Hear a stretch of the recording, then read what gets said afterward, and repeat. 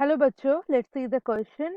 The question says that silencing of mRNA molecule in order to control the production of harmful protein has been used in order to protect the plants. Okay, तो अगर हमें plants को protect करना है from different kinds of harmful protein, हम technique use करते थे जिसका नाम है silencing of mRNA. ओके, इसमें बताना है ऐसा कौन सा हार्मफुल प्रोटीन है या कौन सा हार्मफुल ऑर्गेनिज्म है जिसकी वजह से we use the process of silencing of mRNA in order to protect the plants. So here four options are given to us. The first one is nematodes, mosquitoes, beetles and the flies. Okay, let us talk about first the key concept that we have to use in this question.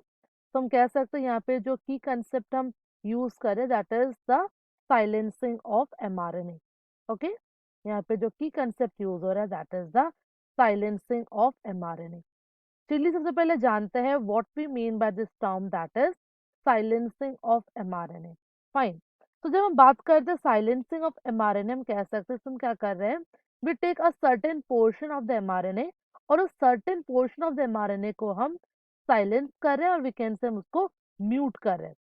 Okay, it means उस particular portion में जो भी genes present होंगे वो हम उनको mute कर देंगे या उनको साइलेंस कर देंगे. इट मीन्स क्या होगा, उस पोर्शन में जितने भी जीन्स प्रेजेंट है they will become structurally as well as functionally become unstable.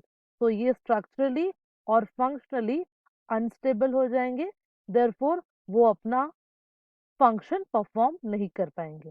Fine, that's why what we are doing in case of silencing of mRNA, here we are basically muting or we can say we are silencing the certain portion of the mRNA. Okay, और ये जो technique है this is basically done by the process of genetic engineering. तो genetic engineering के द्वारा हम इस process को करते हैं. why? Mostly in order to protect the plants from different kinds of organisms. चलिए सारे ऑप्शंस देख लेते हैं. The first option given to us in the question is nematodes. Okay, अगर हम बात करें नेमाटोड्स की तो जो नेमाटोड्स है they are basically the worms. Fine, और इन वर्म्स को अगर हमें नहीं इनको अगर रोकना है from the different kinds of plants तो हम यूज करते the technique that is known as silencing of mRNA. तो हम साइलेंसिंग ऑफ mRNA का जो टेक्निक है वो यूज करते हैं in order to protect the plants और कह सकते हैं in order to protect the crop from the nematodes. तो इससे क्या होता है जब हम साइलेंसिंग ऑफ mRNA करते हैं तो ये जो वर्म्स है ये अट्रैक्ट होता है towards the plant.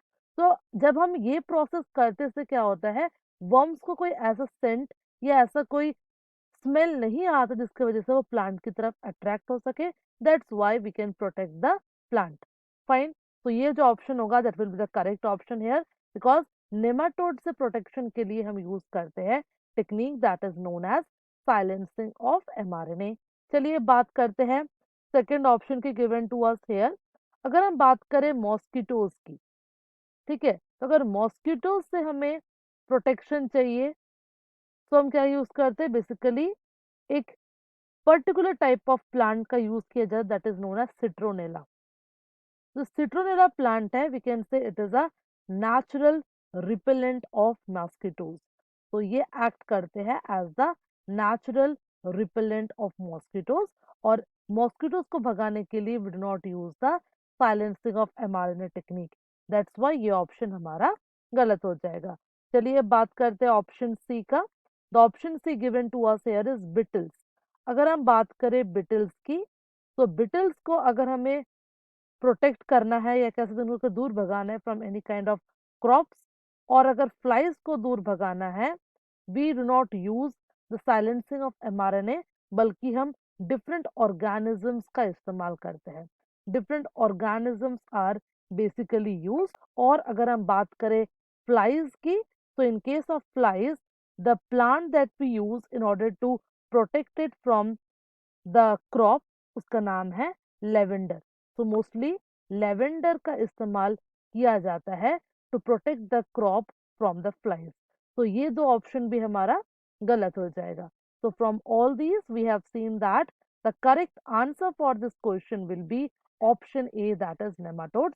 So we can say in order to protect the crops or plants from the nematodes, we perform the technique that is silencing of mRNA, जिसमें हम क्या कर रहे हैं, एक certain part of the mRNA को हम mute कर दे रहे हैं या कह सकते हैं साइलेंस कर रहे हैं. That's why the final answer here will be option A, that is nematodes.